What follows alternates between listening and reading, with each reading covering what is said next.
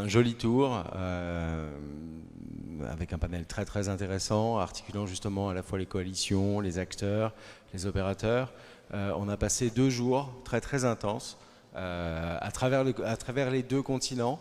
Pas assez de capital, mais c'est toute l'ambition et l'objectif peut-être d'aller un tout petit peu plus loin.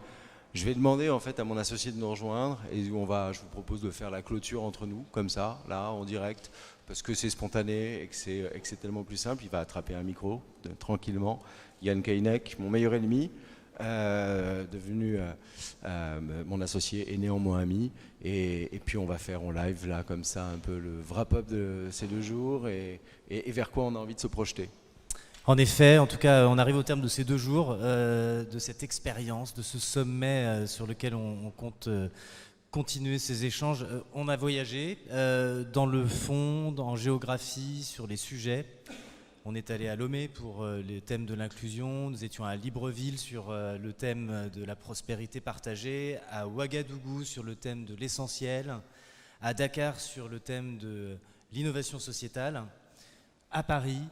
Ça nous a permis d'évoquer tout cela avec des échanges provenant de représentants d'organisations qui ont une position, des mots à dire, qu'il s'agisse de l'OCDE, qu'il s'agisse avec M. Pezzini, qu'il s'agisse de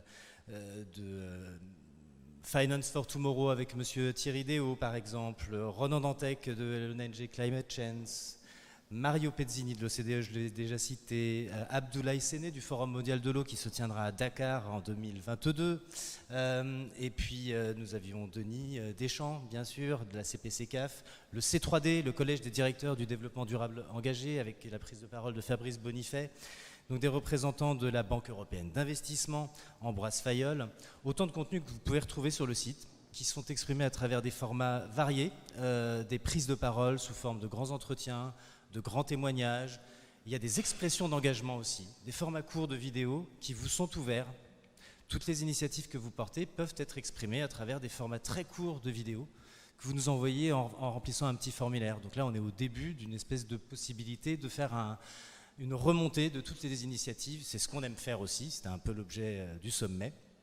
Et puis enfin, c'est le moment des remerciements. Et les prises de parole, en effet, des différentes institutions ont été complétées par celles d'entreprises qui sont sur le terrain, de différents acteurs. Je tiens à citer aussi les propos qui ont pu être tenus par les représentants d'Eiffage, d'Orange, de Heidelberg Cement Togo, des entreprises de secteurs très variés qui ont des actions de terrain aussi extrêmement tangibles en termes d'impact positif.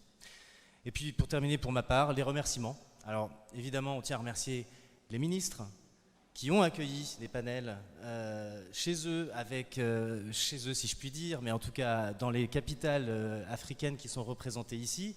Nous avons des remerciements à exprimer auprès de M. Mbadinga Madia du Gabon, auprès de Mme Myriam Dossou d'Almeida du Togo, auprès de Mme Zahra Yané Thiam du Sénégal, et enfin en particulier aussi M. Harouna Kaboré du Burkina Faso.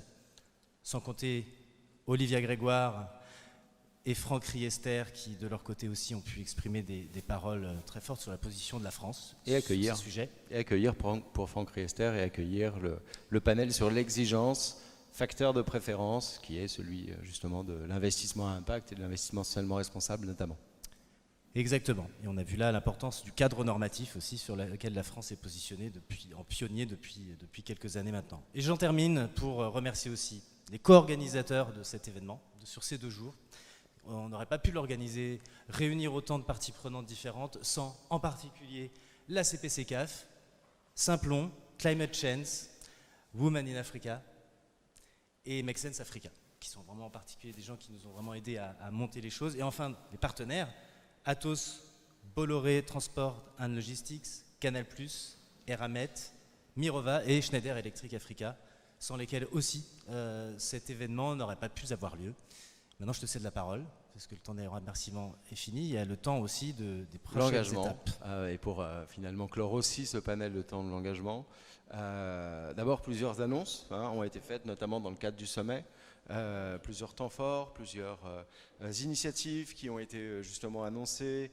D'abord le Women in Africa qui pour ses 5 ans démultiplie son programme phare WIA 54 qui porte sur le soutien aux femmes dans l'entrepreneuriat, qui se voit multiplié par 10, donc avec 10 fois plus d'impact, et même plus on le souhaite. Et puis avec Atos, un programme spécifique d'accompagnement des jeunes innovatrices dans le numérique, qui est un programme d'accompagnement et de formation sur 1 an, qui va jusqu'à l'entrepreneuriat.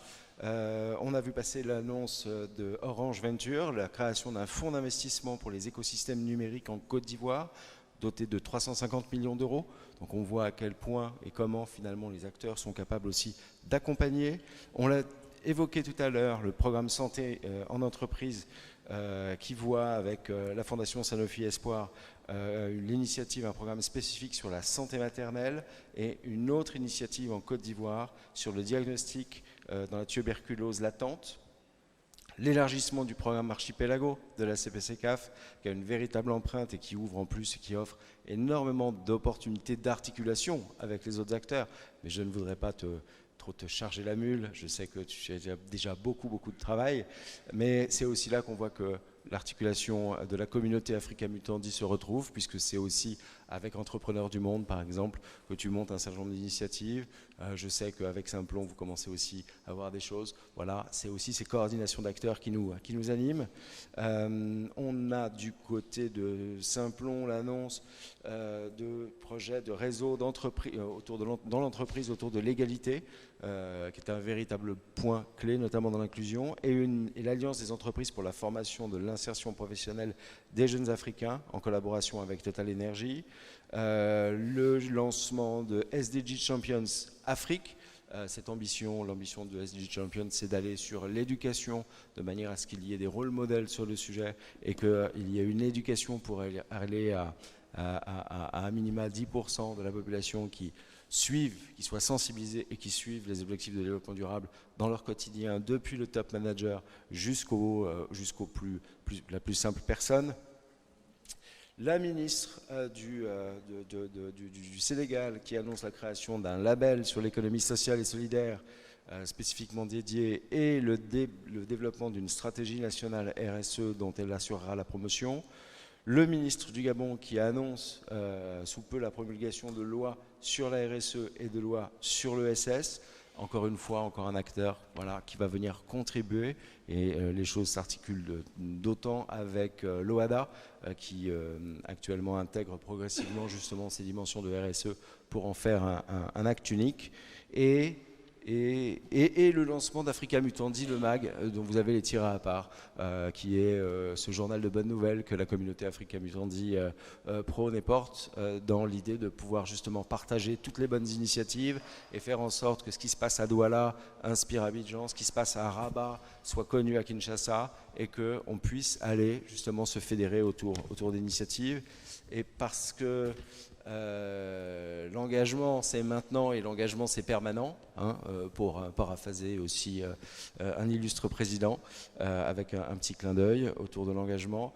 On annonce tout de suite les prochaines dates du sommet, très probablement une journée en octobre, avec certains acteurs qui se sont manifestés voyant l'émulation qu'il y avait autour de ce sommet, certains acteurs qui ont préféré décaler ce rendez-vous pour être mieux présents et plus présents avec quelques mois de préparation, et d'autres qui restent très très ouverts, mais je laisse tout de même un petit peu le suspense opérer.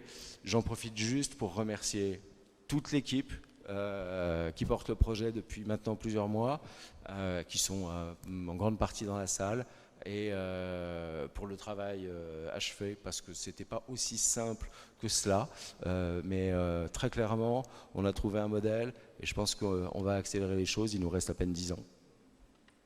Merci. Merci à vous.